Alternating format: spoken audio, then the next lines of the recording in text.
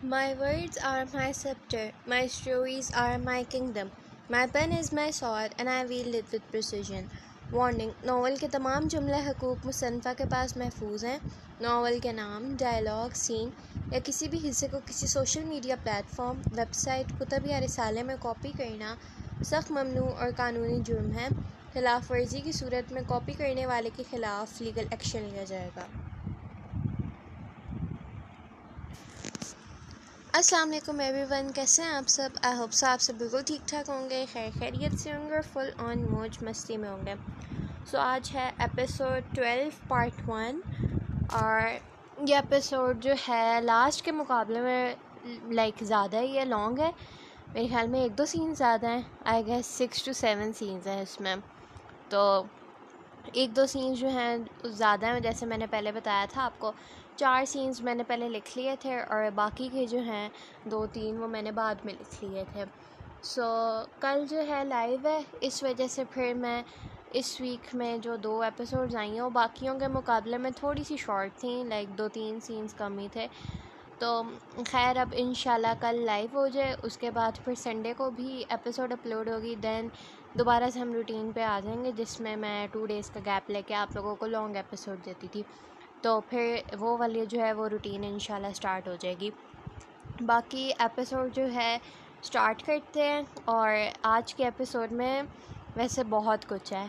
اگر آپ لوگ غور سے آج کی ایپیسوڈ پڑھیں نا، پہلے کہہ رہی ہوں آج کی ایپیسوڈ بہت غور سے پڑھنی ہے، تو آپ لوگوں کو جو ہے نا بہت کچھ ملے گا۔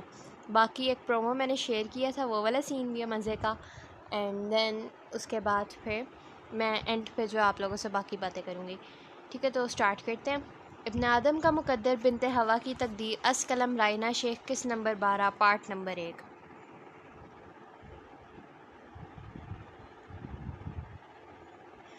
آج صبح ہی زلفی نے سرزمین پاکستان پر قدم رکھا تھا۔ وہ لندن اپنے کئی مقاصد کے تحت گیا تھا، جو کہ ہنری کی وجہ سے انجام پر نہیں پہنچ پائے تھے۔ وہ اس وقت اپنی مرسیڈیز میں بیٹھا اپنے مینشن کی طرف گامزن تھا۔ ابھی وہ ایک سڑک پر سے گزر رہا تھا جو کافی خستہ حال دکھائی دے رہی تھی۔ تھوڑا آگے پہنچتے ہی اس کی نظر 4-5 لڑکوں پر پڑی، جو بائک پر بیٹھے ہوئے سگریٹ پھونک رہے تھے اور ساتھ ہی ساتھ ایک دوسرے سے ہنس کر باتیں کر رہے تھے۔ زلفی نے انہیں دیکھتے اپنے سیاہ چشموں کو اتارا اور اپنے ڈرائیور کو گاڑی روکنے کا کہا۔ ذرا ان لڑکوں کو میرے پاس بلاؤ، زلفی نے اپنے ساتھ بیٹھے گارڈ کو کہا، جو اس کے حکم پر فوراً سر خم کرتا گاڑی سے اتر کر ان لڑکوں تک پہنچا۔ تم لوگوں کو باس بلا رہے ہیں، گارڈ نے انہیں بتایا۔ کون سا باس بھائی؟ قاسم سجاد نے اس سے پوچھا۔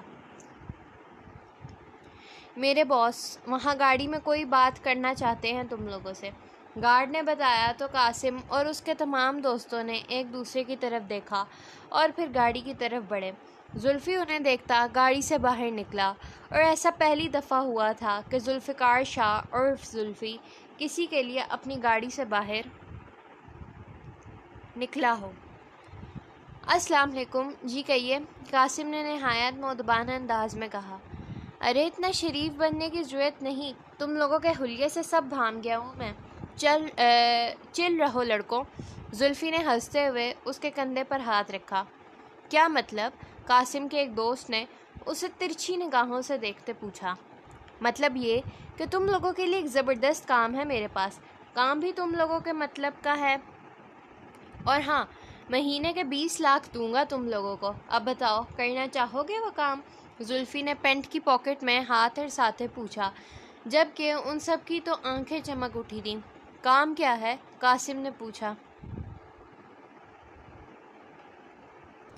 ارے کچھ نہیں، بس لڑکیاں اغوا کر کے میرے حوالے کرنی ہے اور ڈرگس کی اسمگلنگ میں میرا ساتھ دینا ہے، اور سب سے بڑھ کر زلفی کے گینگ کا حصہ بن جاؤ گے۔ اور کیا چاہتے ہو تم؟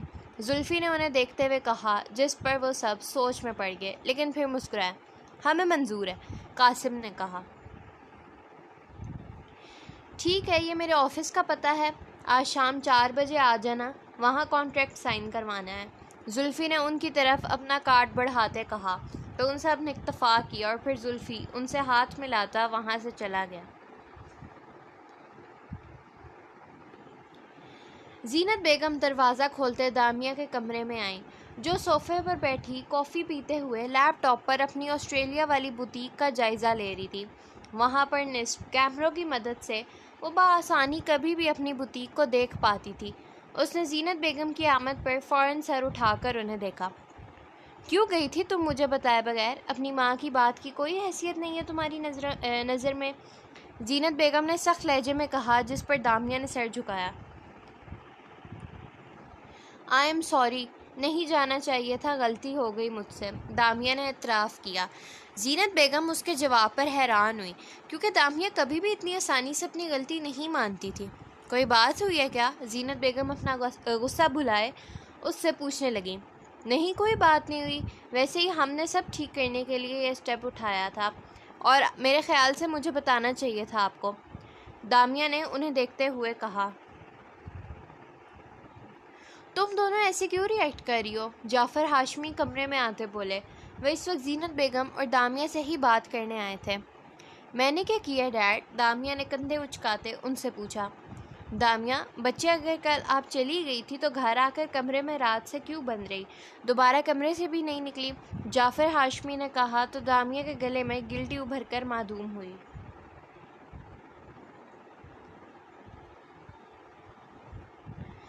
ڈیڈ، بس دل نہیں چاہ رہا تھا، ٹریولنگ میں کافی تھک گئی تھی، تھوڑی دیر تک آ جاؤں گی، دامیہ نے تھکے ہوئے انداز میں کہا۔ اور تم زینت، جانتی ہو کل شائستہ کو یہ بات کتنی بری لگی؟ جعفر ہاشمی نے اب زینت بیگم سے پوچھا۔ تو لگتا رہے برا، جہاں اس کو میرا اچھا رویہ بھی برا لگتا تھا تو برا بھی برا لگنے دیں، مجھے فرق نہیں پڑتا، اور جب تک یہ یہاں ہیں ہم اپنے گھر واپس چلتے ہیں، ویسے ہی کچھ ہی دنوں کے لیے آئے تھے ہم، زینت بیگم نے لاپرواہی کا مظاہرہ کرتے کہا۔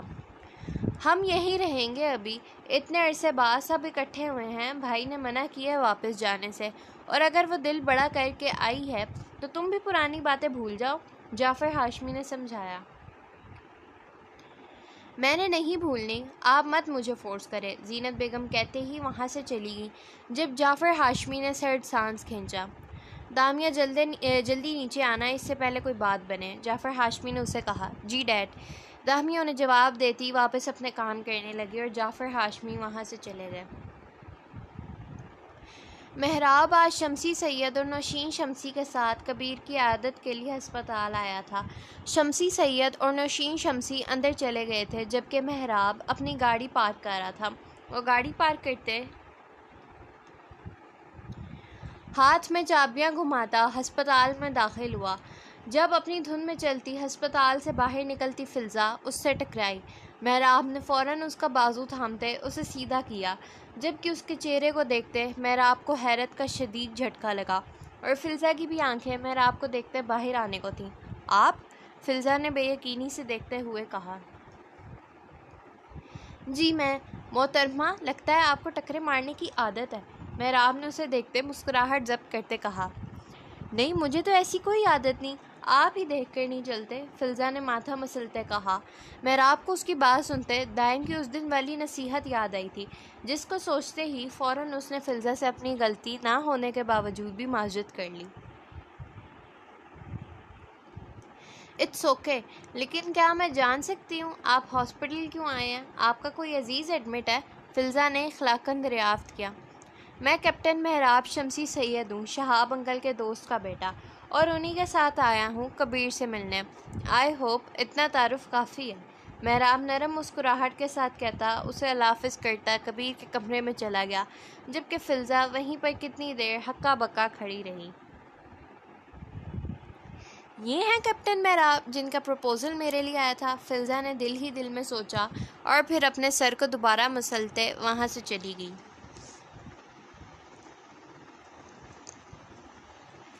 شہرام، سویرا، آہیہ اور علمان اس وقت لکڑی کے پرانے سے ڈائننگ ٹیبل پر بیٹھے دوپہر کا کھانا کھانے میں مصروف تھے۔ آج سویرا نے کوفتے بنائے تھے۔ کیسر صاحب کے جانے کے بعد آہیہ نے شاید ہی گھر کا کوئی کام کیا ہو، وہ زیادہ تر اپنے کمرے میں ہی رہتی تھی، اسی وجہ سے سویرا کو ہی سارا کام کرنا پڑتا تھا، جو کہ وہ شہرام کے سامنے تو بغیر کسی اعتراض کے کر لیتی تھی، لیکن دل میں آہیہ کو 100 باتیں سناتی تھی۔ کھانا کھاتے ہوئے ہی سویرا کے ذہن میں سوال آیا۔ شہرام آپ نے واپس کب جانا ہے؟ سویرا نے پوچھا تو شہرام نے بے اختیار احیا کو دیکھا اور احیا اس کی نظریں خود پر محسوس کرتے کئی پل تک اسے دیکھتی رہی، لیکن پھر مسکراتے ہوئے ہاں میں سر ہلا گئی۔ ابھی میں نے چھٹیاں ایکسٹینڈ کروا لی ہیں، کچھ عرصے تک چلا جاؤں گا اور سوچ رہا ہوں تم تینوں کو ساتھ لے کر جاؤں۔ شہرام نے نوالا منہ میں ڈالتے سویرا کو جواب دیا۔ ہم تینوں؟ ہم کیسے جا سکتے ہیں؟ ہمارے تو پاسپورٹس بھی نہیں ہیں۔ سویرا نے اسے کہا۔ ہاں میں پہلے جاؤں گا اور ڈاکیومنٹس بنوا لوں گا، تب تک چچا جی یہیں پر رہیں گے۔ بابا کے جانے کے بعد وہ کہہ رہے تھے کہ اب تو ان کا کوئی کام نہیں تو وہ یہ نوکری چھوڑ دیتے ہیں، لیکن میں نے منع کر دیا، ان کی روزی روٹی ختم نہیں کرنا چاہتا تھا میں۔ کچھ عرصے کے لیے وہ اپنے گاؤں گئے ہیں، جب وہ آئیں گے تو میں چلا جاؤں گا، وہ تب تک یہیں رہیں گے، میں بھی ٹینشن فری رہوں گا اور اسی عرصے میں ڈاکیومنٹس بنوا کر تم لوگوں کو بلا لوں گا۔ شہرام نے تفصیلاً بتایا، جس پر ان دونوں نے محض ہاں میں سر ہلایا۔ یہ میں کیا سن رہا ہوں؟ مہراب نے ہنری کو کال کرتے شرارت سے پوچھا۔ کیا سن رہے ہو؟ میں تو کچھ بولا ہی نہیں۔ ہنری کو اس کی بات سمجھ نہیں آئی تھی۔ یہ کون سی دنیا کی انوکھی شادی کی ہے تم نے؟ شادی والے دن بیوی اور ساس کو پولیس اسٹیشن بھجوا کر؟ مہراب نے پوچھا تو ہنری اس کے انداز پر جاندار کہکا لگا گیا۔ سیدھے کام تو میں نے آج تک کیے نہیں تو بس۔ خیر تمہیں کس نے بتایا؟ ہنری نے اس سے پوچھا۔ اسمتھ انکل سے بات ہوئی تھی میری، انہوں نے ہی مجھے تمہارے کارنامے بتائے۔ میں بھی سوچوں ہنری اسمتھ شادی کے لیے مان کیسے گیا؟ مہراب نے حیران ہونے کی اداکاری کرتے کہا۔ ہنری اسمتھ تو نہیں مان سکتا، لیکن تمہارے گھر والے بڑے تمہارے رشتے بھیج رہے ہیں بھائی۔ ہنری نے بڑے آرام سے اس کے سر پر بم پھوڑا۔ تمہیں کس نے بتایا؟ مہراب نے تفتیش کی۔ میرے سے کوئی بات چھپی رہ سکتی ہے؟ تم یہ بتاؤ تم نے مجھے خود کیوں نہیں بتایا؟ ہنری شاید اس سے ناراض ہوا تھا۔ میں کیوں بتاتا؟ کون سا تم نے میری شادی پر پاکستان آ جانا ہے؟ مہراب نے ہنستے ہوئے کہا، لیکن ہنری کے دل پر ان الفاظ نے خنجر کی مانند وار کیا۔ بائے۔ ہنری نے الوداع کرتے کال کاٹ دی اور پھر زور سے اپنا سیاہ رنگ کا مہنگا ترین فون دیوار پر مار گیا۔ 1000 دفعہ کہا ہے مت کیا کرو میرے سامنے اس کا ذکر۔ ہنری ٹوٹے ہوئے فون کو دیکھتا دھاڑا، جیسے اس بے جان چیز پر غصہ نکال رہا ہو، جبکہ دوسری طرف مہراب ابھی تک تذبذب کا شکار تھا۔ ہنری ہمیشہ پاکستان کے ذکر پر ایسے کیوں ری ایکٹ کرتا ہے؟ مہراب نے سوچا۔ اس کو اور اسمتھ انکل کو اردو بھی آتی ہے، تو کیا پاکستان سے ان دونوں کا کوئی تعلق ہے؟ مہراب کے ذہن میں ایک اور سوچ آئی، اسے اپنا شک یقین میں بدلتا دکھائی دے رہا تھا۔ تم مجھے کھل کے مت بتاؤ ہنری، تمہاری مرضی، لیکن اب میں جان کر ہی رہوں گا کہ کیا چیز ہے جو تمہیں یوں کھٹکتی ہے۔ مہراب نے سوچا اور اسے دوبارہ کال کرنے لگا، لیکن نمبر بند جا رہا تھا اور وہ اس کے موبائل کو دیکھتا اپنے کمرے میں چلا گیا۔ قاسم اپنے کمرے میں لیٹا ہوا زلفی اور اپنے کانٹریکٹ کے بارے میں سوچ رہا تھا۔ وہ اور اس کے دوست آج 4 بجے زلفی کے آفس میں کانٹریکٹ سائن کرنے آئے تھے، جس کے بدلے زلفی نے انہیں 2 لاکھ روپے ایڈوانس دیے تھے۔ وہ اس بارے میں سوچ ہی رہا تھا جب دروازے پر دستک ہوئی۔ وہ منہ بناتے اٹھ کھڑا ہوا، کیونکہ گھر میں وہ اکیلا تھا۔ حیات بھی اپنے بھائی کے گھر گئی تھی اور زوہا درزن سے اپنا سوٹ لینے، اسی لیے دروازہ قاسم نے ہی کھولنا تھا۔ قاسم نے جیسے ہی دروازہ کھولا تو اسے زلفی کھڑا دکھائی دیا، جو اسے دیکھتے مسکرا رہا تھا، جبکہ اس کے دائیں بائیں 2 گارڈز کھڑے تھے۔ باس آپ؟ قاسم کی آواز اسے دیکھتے کپکپائی۔ ہاں یار میں، ڈر کیوں رہے ہو؟ اندر نہیں آنے کا کہو گے؟ زلفی نے مسکراتے ہوئے کہا تو قاسم نے اسے جگہ دی اور آگے لے جاتے چارپائی پر بٹھایا۔ باس وہ آپ بڑے گھروں میں ہی رہنے کے عادی ہیں، میرا گھر تو چھوٹا سا ہے۔ باس وہ آپ بڑے گھروں میں رہنے کے عادی ہیں، میرا گھر تو چھوٹا سا ہے، قاسم نے سر جھکاتے کہا۔ ارے کوئی بات نہیں، میرے پاس بیٹھو۔ زلفی نے اسے بازو سے پکڑتے پاس بٹھایا۔ جی باس، قاسم نے تابعداری سے کہا۔ دیکھو سب لڑکوں میں سے تم مجھے بڑے کام کے لگے ہو، اسی لیے تمہارے گھر آیا تم سے بات کرنے۔ زلفی نے مسکراہٹ کے ساتھ کہا تو قاسم بھی پرسکون ہوتا مسکرایا۔ آپ حکم کریں باس، قاسم نے کہا۔